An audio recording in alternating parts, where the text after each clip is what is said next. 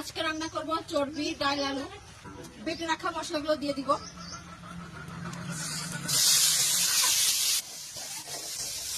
পানি দিয়ে দিব। চর্বিগুলো এখন দিয়ে দিব। কাঁচা মরিচও আছে, এগুলো দিয়ে দিব। এগুলো এখন কষিয়ে দিব।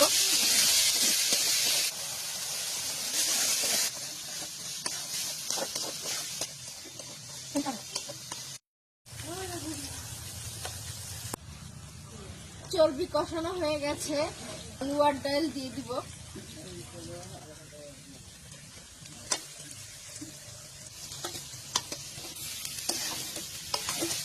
কিছুক্ষণ কষিয়ে নিব।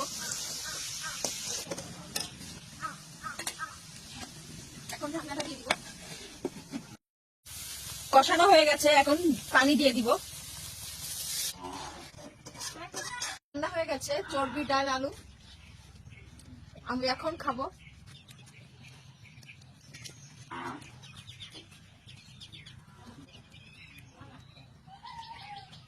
রান্নাটা অনেক মজা হয়েছে।